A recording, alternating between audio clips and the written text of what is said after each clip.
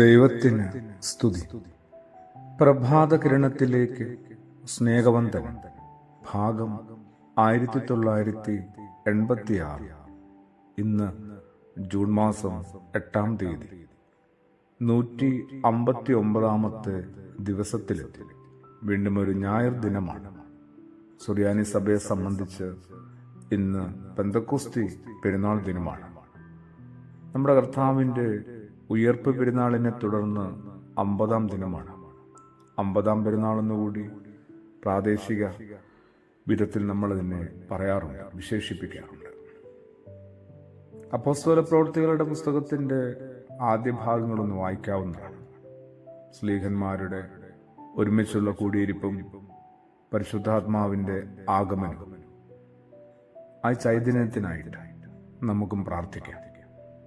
ഒരിക്കൽ ക്രിസ്തുയേശു ഇങ്ങനെ ചോദിച്ചു, എന്തുകൊണ്ടാണ് ആത്മാവിനോടൊന്നും ചോദിക്കാത്തത്?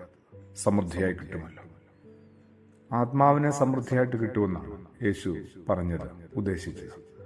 നമുക്കും ആ ഒരു ചൈതന്യം സമൃദ്ധിയെ കിട്ടാനായിട്ട് പ്രാർത്ഥിക്കാം.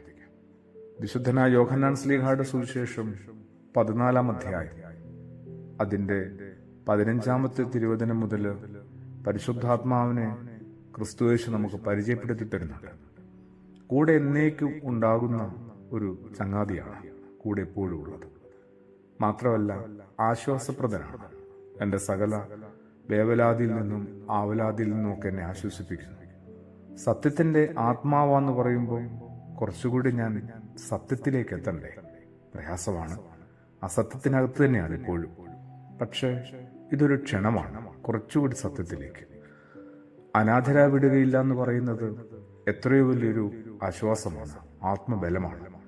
പിന്നെ സകലതും ഉപദേശിച്ചു തരുമെന്നാ പറയുക, വഴികാട്ടിയാണ്.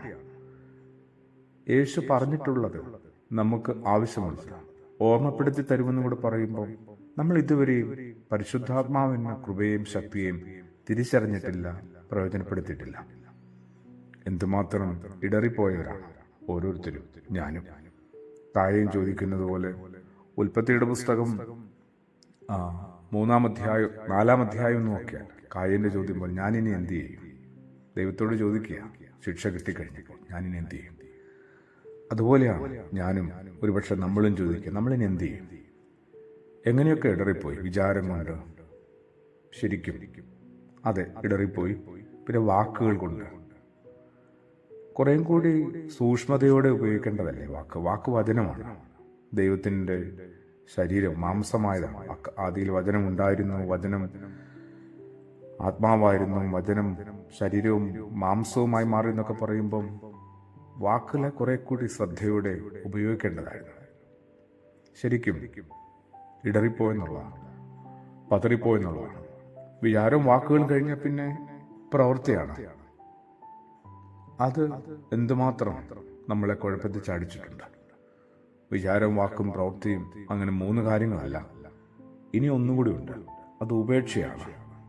ആരെയെല്ലാം തിരസ്കരിച്ചിട്ടുണ്ട്, ആരെയെല്ലാം അറിഞ്ഞും അറിയാതെയും അവഗണിച്ചിട്ടുണ്ട്, ഉപേക്ഷിച്ചും ഒഴിവാക്കിയും പോയിട്ടുണ്ട്, പോകുന്നുണ്ട്. ഒന്ന് നേരെയാക്കിയെടുക്കാനായിട്ട് നമ്മൾ മാത്രം വിചാരിച്ചാൽ സാധിച്ചെന്ന് വരില്ല. അവിടെയാണ് ഈ പരിശുദ്ധാത്മാവിൻ്റെ ആവശ്യം. എപ്പോഴും കൂടെയുള്ള, ആശ്വസിപ്പിക്കുന്ന, സത്യമായ, അനാഥരായി വിടുകയില്ലാത്ത, എല്ലാം ഉപദേശിച്ചു തരുന്ന, എല്ലാം ഓർമ്മപ്പെടുത്തി തരുന്ന ആ ജീവന്റെ ആത്മാവെ, ഞങ്ങളെ ഒന്ന് തിരികെ പിടിക്കണമേ, ഞങ്ങളെ ഒന്ന് ശുദ്ധീകരിക്കണമേ, ഞങ്ങളെ വഴി നടത്തണമേ. ആമേൻ.